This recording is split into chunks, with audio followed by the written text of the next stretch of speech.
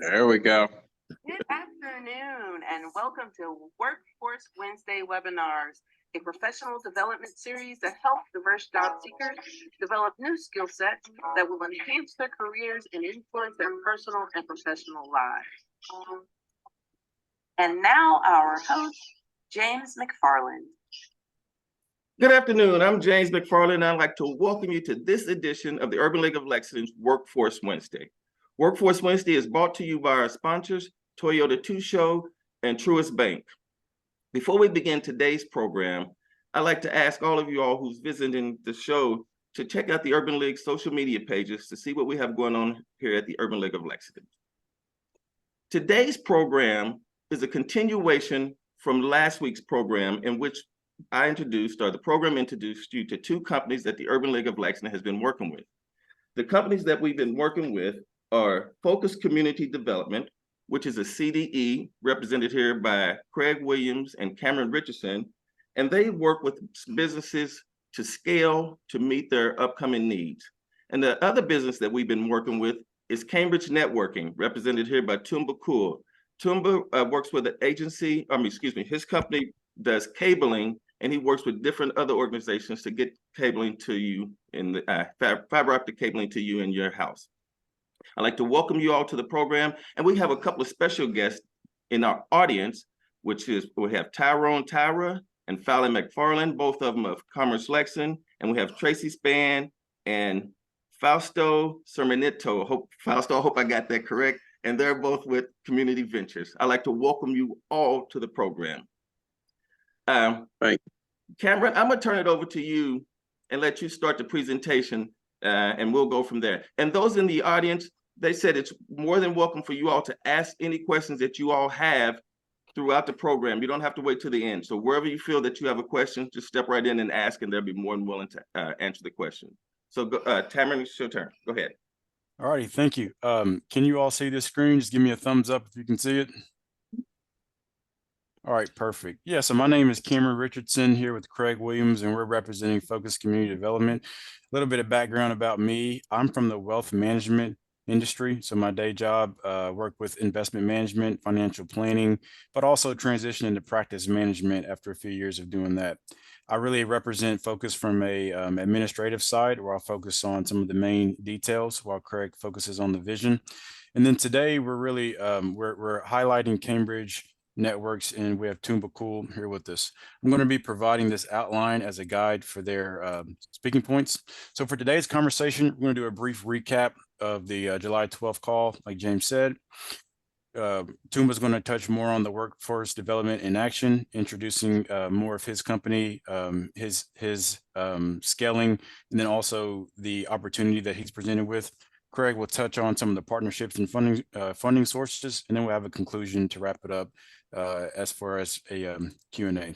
So as far as an introduction, we are Focused Community Development. We are a CDE, a community development entity, and we received this designation from the CDFI fund from the United States Treasury.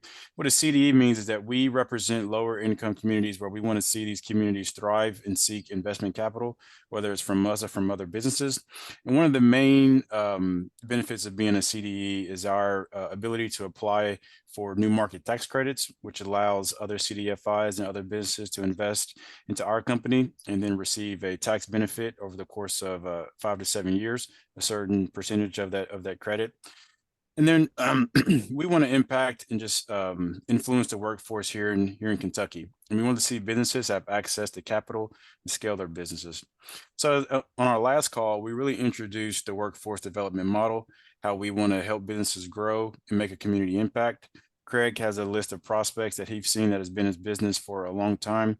But like I also said on the last call, one of the main barriers to helping the business grow is the ability to hire and an ability to have resources in order to have the ability to grow as well.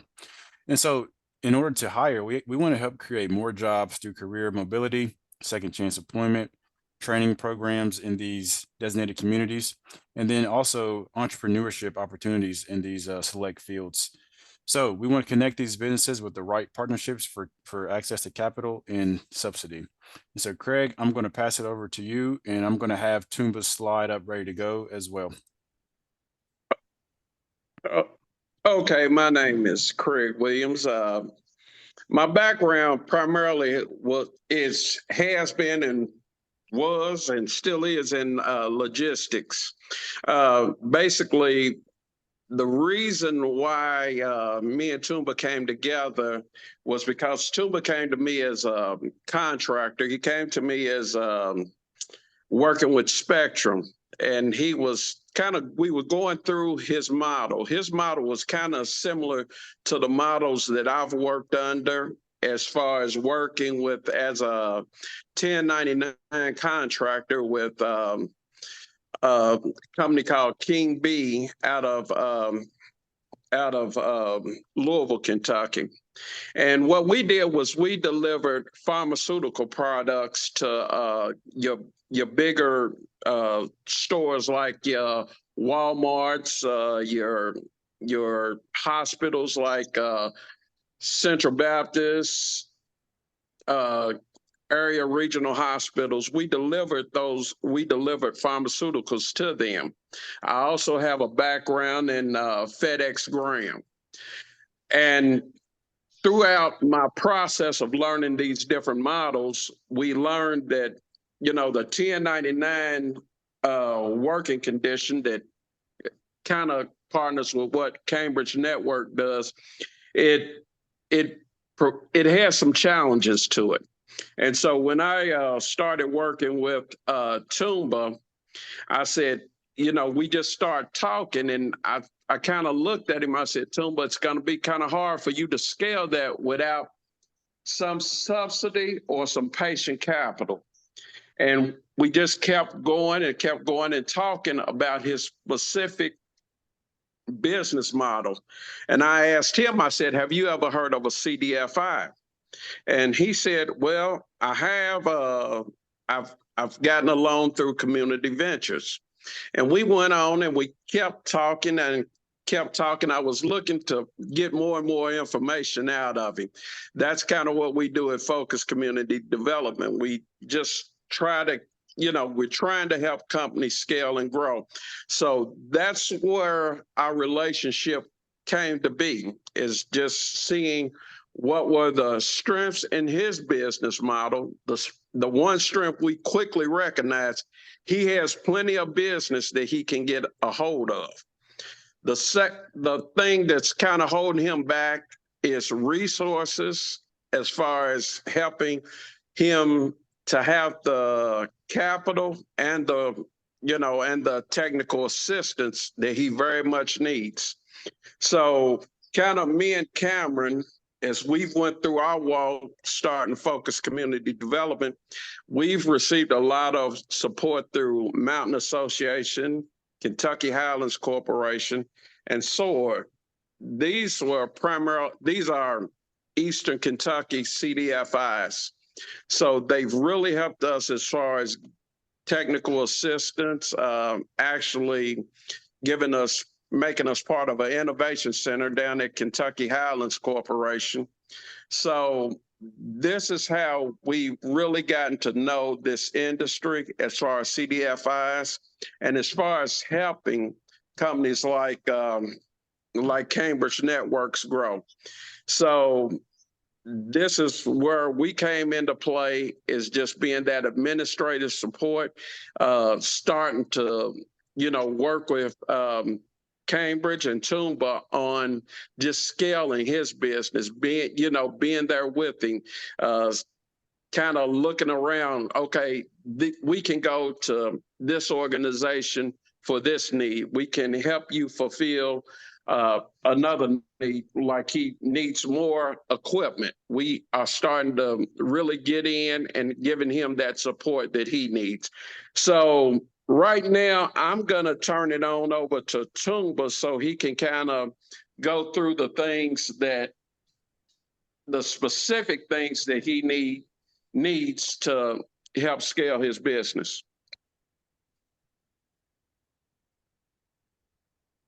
All right, perfect. Thank you, Craig. I'll just give everybody a little bit of background about myself, kind of recapping from last meeting. I'm Tumba B. Cool. I am from New Jersey, but my grandmother is from Lexington, Kentucky. So 2 years ago, my family, my wife and our children, we decided to rehab that farm and bring back our family legacy on the property that sent 8 out of 10 children to college in the 50s. So I've always looked at my great grandfather, who's from Lexington, Kentucky, a tobacco farmer, as a phenomenal entrepreneur. It seemed like all of my family members that are in the Lexington area, they kind of strayed away from the farming lifestyle and got great jobs and built great careers. But I was still stuck on the fascination of this man put 8 children through college in a time where it was very hard, much harder than it is today. So that motivated me to be an entrepreneur.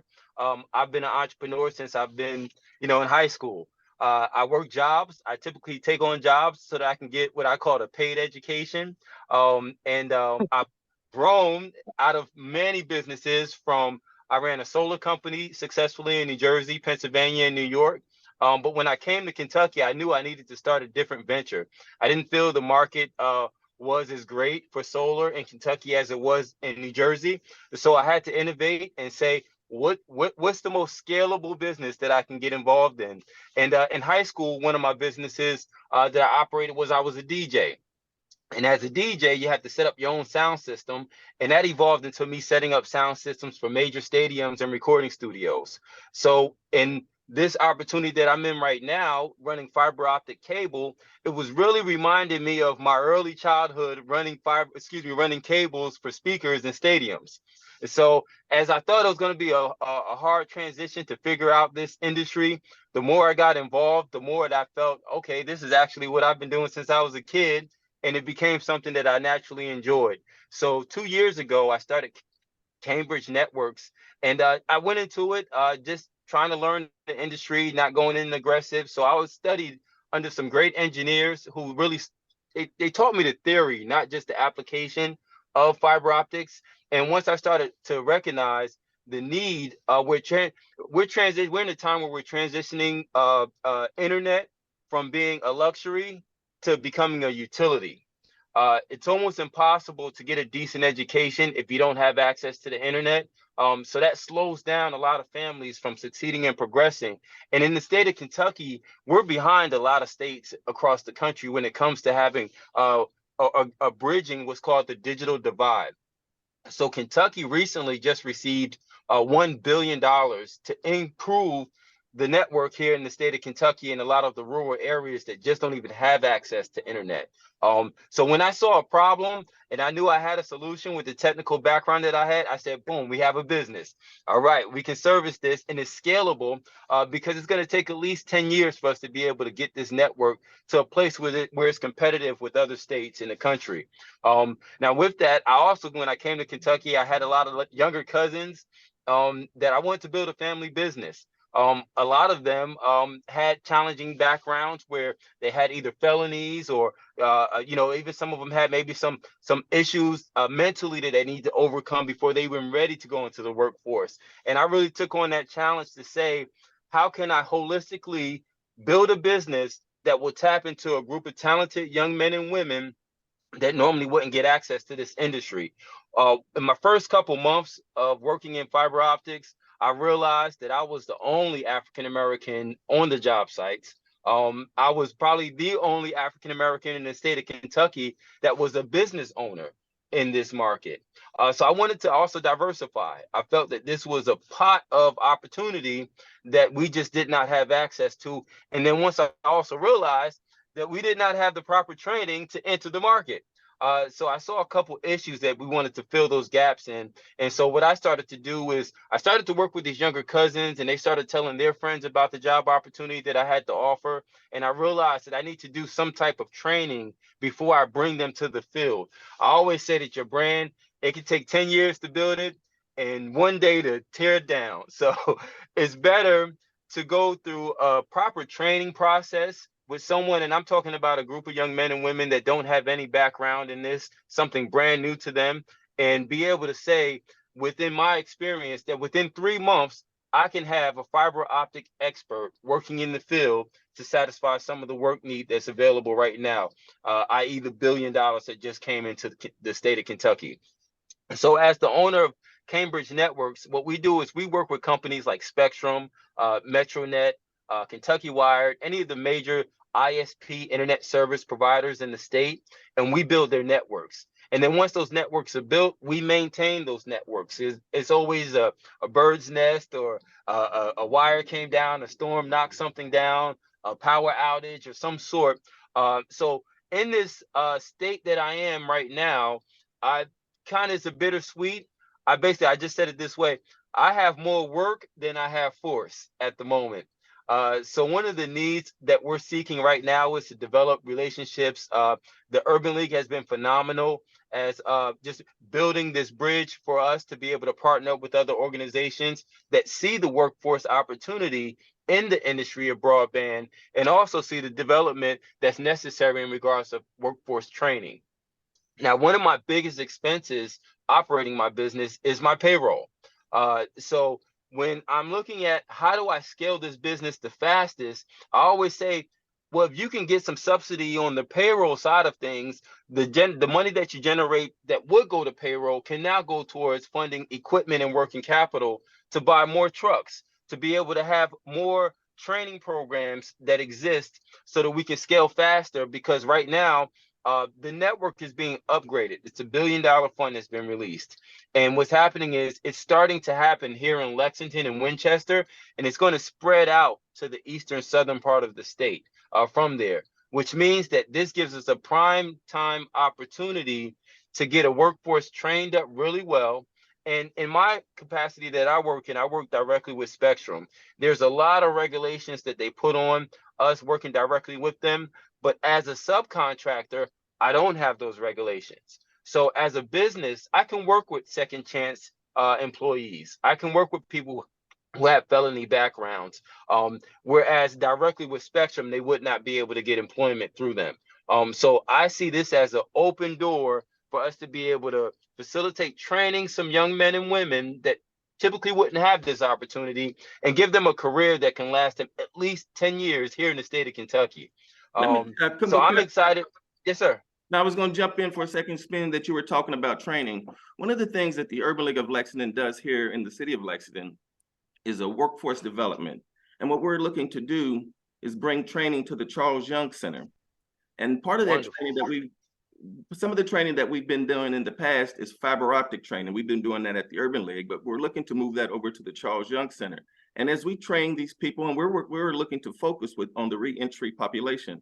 And as we train those people, we were looking at sending those people as they've been trained out to Toomba's Cambridge Networking Company to get the on-the-job type training. So we're looking for subsidies, and NISA has written a couple of grants, and we're looking at subsidies now to assist on that type of training and payroll for those individuals who's getting that type of training. So that's in the works. Excellent. So as long Excellent. as and what I'm hearing is that you have the workload.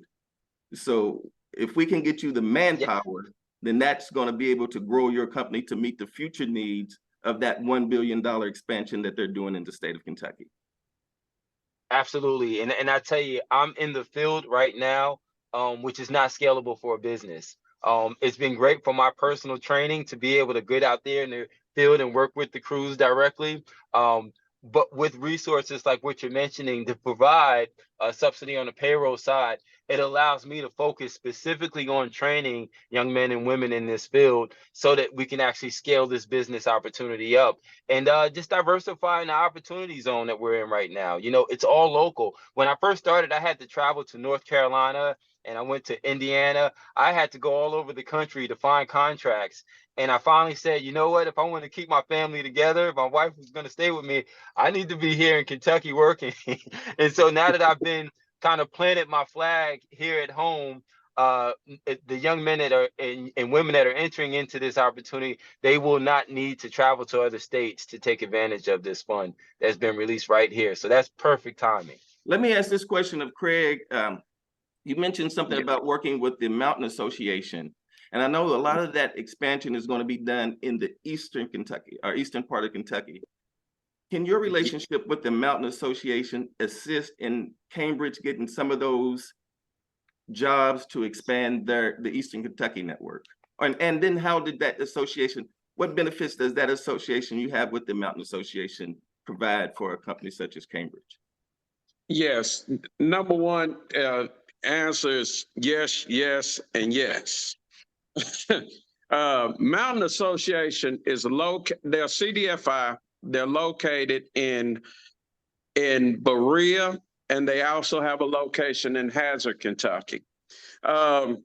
They, by all means, are looking for diversity in their lending portfolio because people like us generally don't locate businesses in Eastern Kentucky.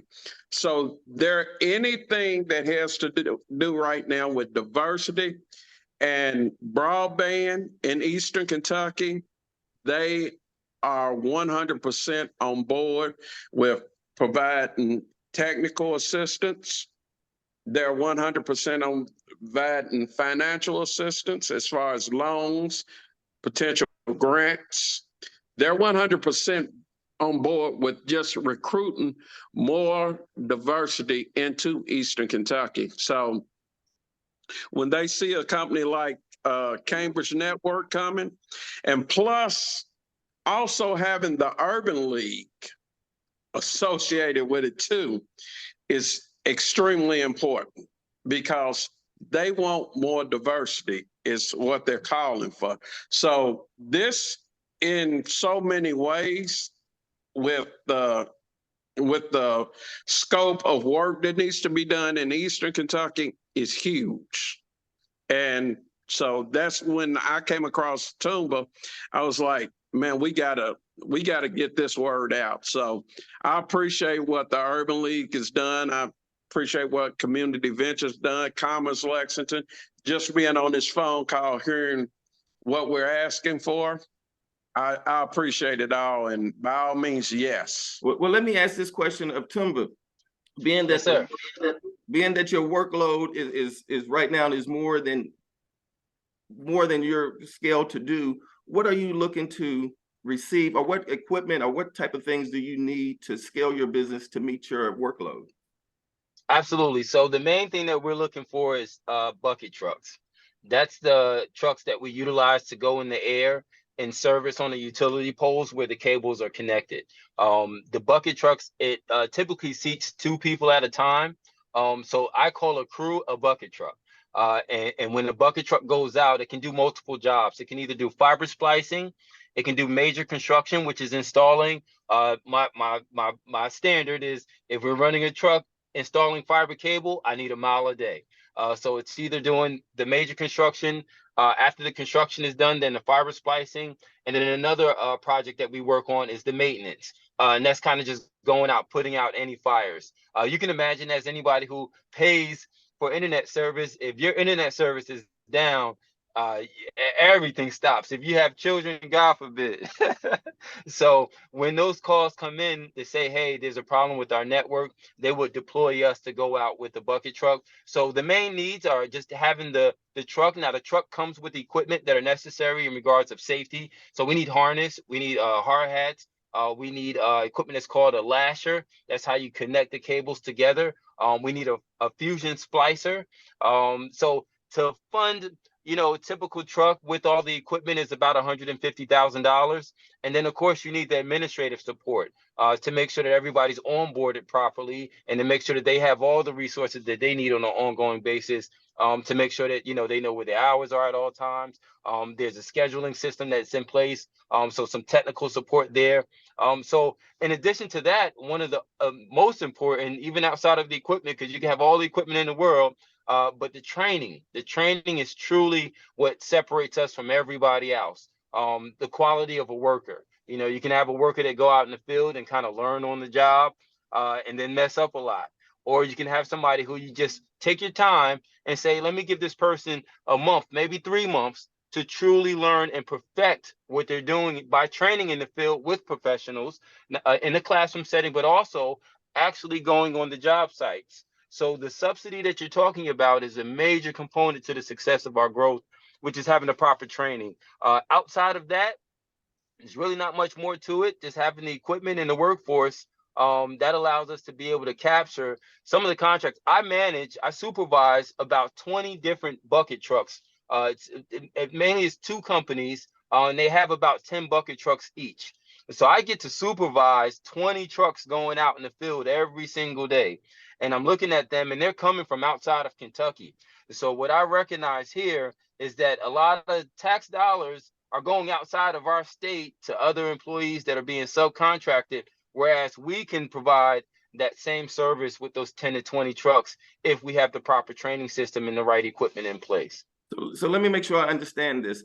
You're working with another company in which you supervise incoming subcontractors along with your company that you run yourself, which has one bucket truck that you're looking to expand to other bucket trucks so you can meet that need. Absolutely. I always say I'm a CEO before I'm a lineman working in the field doing construction work. So I've always exemplified leadership in regards of, just making sure that everybody has proper expectations. And then at the end of it, we're all working together in a healthy relationship to get to that goal. So kind of a military style approach.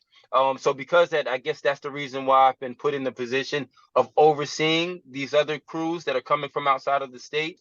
I work very closely with the owners of those companies.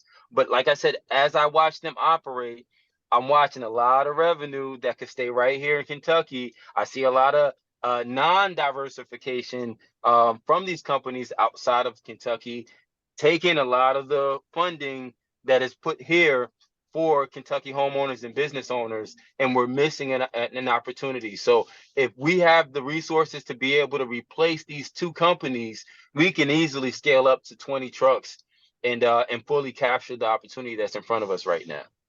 Well, before we continue, like I said, I invited a couple of people that I thought would be great guests to hear this presentation. And I would like to ask them now, does anyone in our audience have any questions that they would like to ask of Cambridge and or Focus Community Development?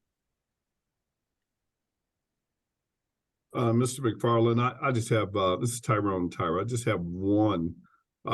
Directly working for you right now, Mr. Cool, how many people do you have working for you? I am a one-man band. Let me tell you with complete transparency, I had my brother come here from New Jersey to work with me. And he was working with me for about 2 weeks. And then they came back to me and they said he had a felony charge that prevented him from continuing to work. Prior to that, I ran construction crews where I typically keep a staff of 4 to 5 young men that were working with me. And this has been over the past 2 years. What I recently experienced was recognizing that running a 4 to 5 man crew doing construction brings in less revenue than have a 1-man crew doing fiber splicing. So I've, learned along the way how to get to the most profitable part of the industry, which is fiber splicing. And that's a 1-man, 1-bucket team going out. Typically I'll send somebody with someone like that to train. And I've learned all of this observing the success of the companies that have 10 crews going out. I've observed them saying, okay, they diversify by having maybe 2 or 3 trucks doing construction, but the majority of their trucks are going out doing fiber splicing. And I get a chance to actually look at their invoices. They submit them to me. So I get to see the revenue that they're doing. And these companies are generating close to $50,000, $60,000 a week consistently. And in my eyes, I say, okay, I just need to make sure I have the proper resources so that I can pretty much mimic, take the good, leave the bad, but learn through them where the opportunities are. And that's having a direct relationship with a Spectrum or a Charter or a Metronet as the internet service provider, because I typically have stepped in as the 1-man operation. When any of those crews mess up something, they send me in to fix it before it gets back to Spectrum. So that's shown me, I've been exposed to a lot of the things that can go wrong, which gives me an advantage. So I know how to systemize ways to recover those issues before they even come to the light. But yeah, that's been my experience so far, just overwhelming myself by not having the proper administrative resources. So I'm playing the supervisor role, but I'm also in the field fixing problems. And it's been a great education. but it's time to transition and start to expand a bit more because the opportunity is right in my hand. So typically you will go into this and say, hey, I'm going to build all this equipment up. I'm going to build this workforce up, and then I'm going to go shop for the proper contract. I already have the contract. I just need to get the equipment and the workforce trained up, and then we can actually take advantage of it. Can I interject something here real quick? When Timba came across my radar, I got a call from Spectrum and said that they had a guy who was working with coax cable and they were looking to transition him into doing fiber work. So they asked if we were still doing the fiber training at the Urban League, and if so, could we train this individual or this group of individuals so that they could take over some of Spectrum's fiber splicing. And that's how Tumba or Cambridge came across my radar. And at that time, Cambridge had their own truck, and you said had 3 people come over for that training because that was the crew with your bucket, yourself and 2 other individuals. Yes, sir. Yeah, I have plenty of guys because, like I said, my younger cousins, and they're all excited to do something besides kind of just the hustle and bustle. This seemed like a career opportunity. So we've been holding back people in regards of even the young man that trained with me yesterday. We're going to get him started next week. But we have people who have major interest in this. So when I connected with the Urban League and found out that they had a training program, I was elated. I said, all right, we finally found an organization that has a structured training program. And I worked with James for several weeks, and that was, just a great relationship, because now I found a home base for our training programs that came with credibility. So what I also realized was the in-classroom training needs to be coupled with in the field training.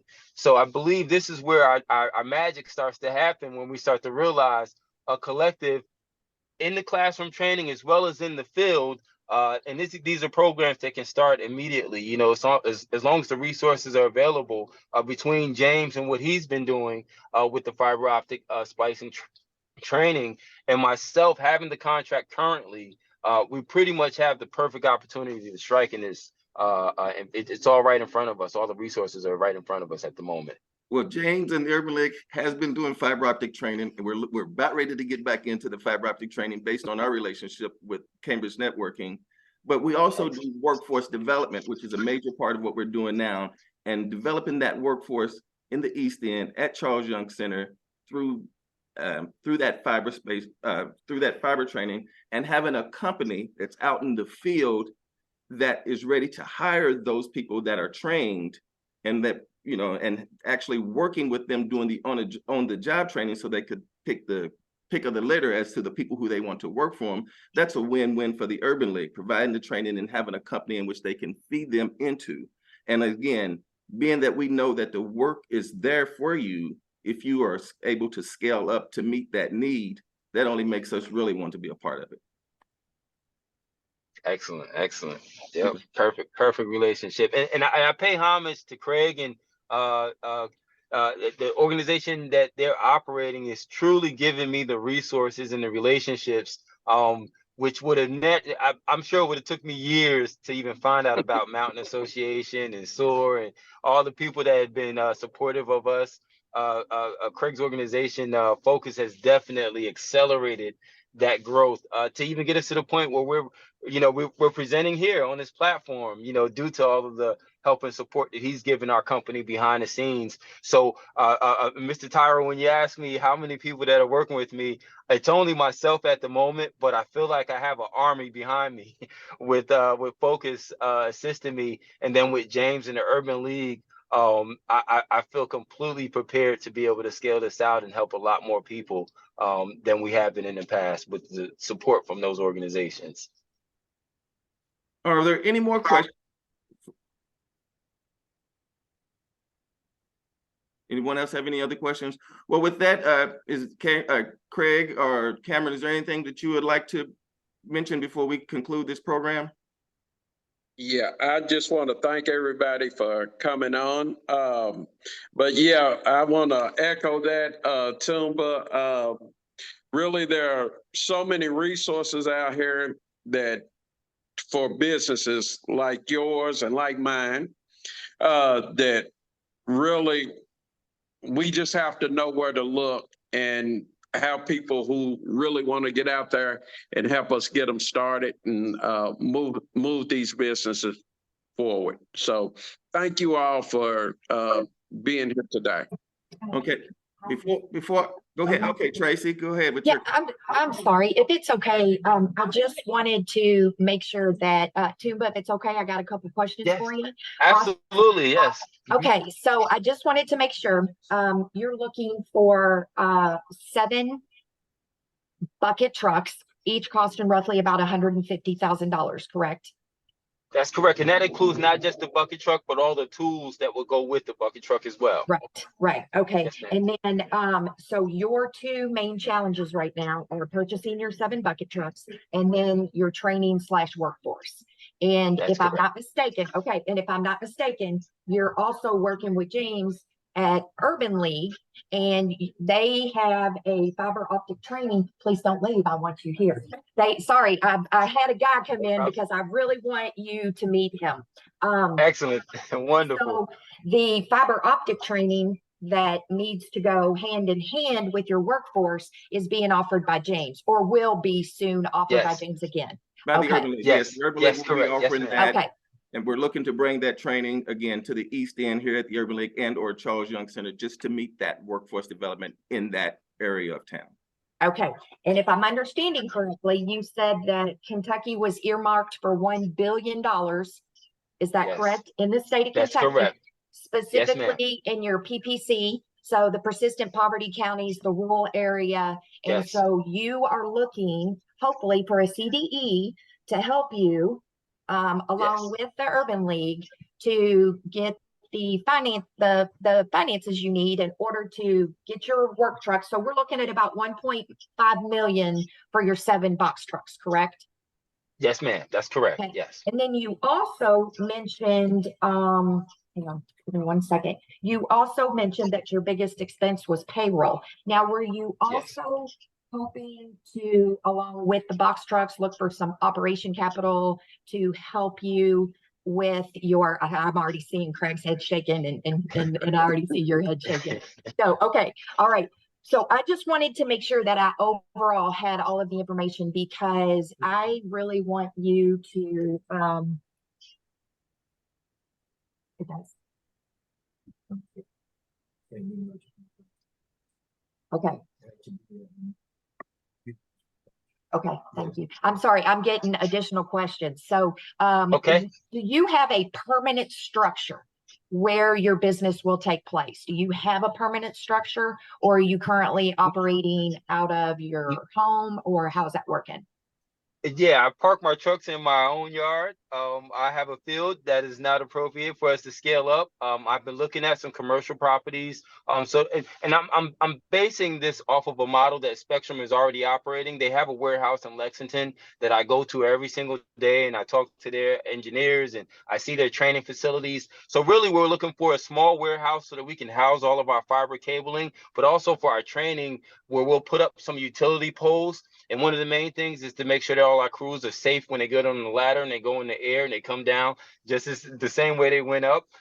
So just a small, maybe an acre or so, with a warehouse as well as a field where we can set up some utility poles for our training, and kind of have a backyard location that we can actually do some training outside of just going to the actual job sites.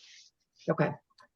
Yes, Okay. and then my on the operational end, a staff of about 3 people, someone who is managing the crews in the field, someone who's handling our HR, and someone who's handling managing our warehouse.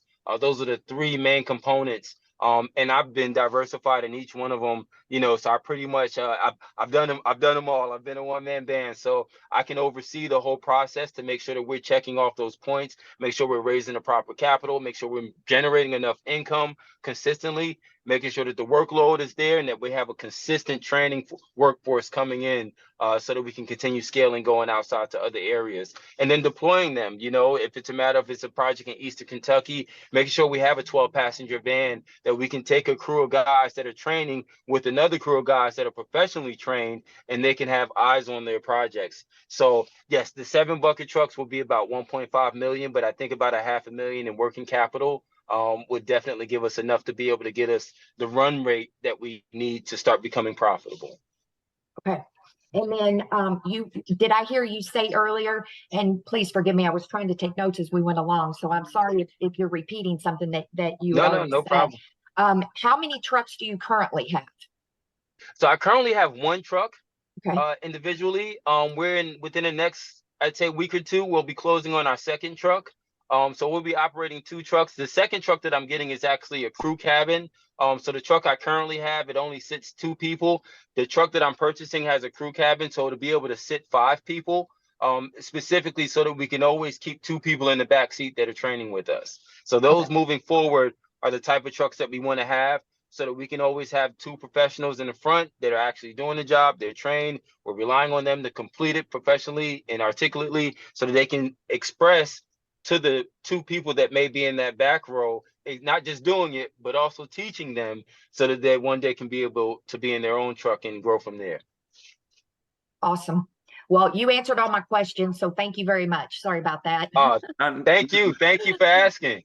No problem. And if any of you all need to reach Cambridge Networking and or Focus Development, you all have my email address, and then I can forward you their email address Right. if you look, and then you all can set those conversations up individually if needed. But if you touch base with me, I can get you their contact information, and then you all can go from there, because I'm looking to see this prosper. Great. Thank you, James. I appreciate that. Thank you. No problem. Well, if there are no other questions, I'd like to thank you all for being a part of this version of Workforce Wednesday. And again, let's make this work. With that, I'm gonna close this out, and I'll talk to you all later. All right. All right. Thank you, everybody. Bye, guys. Thanks. Bye-bye. Take care. All right.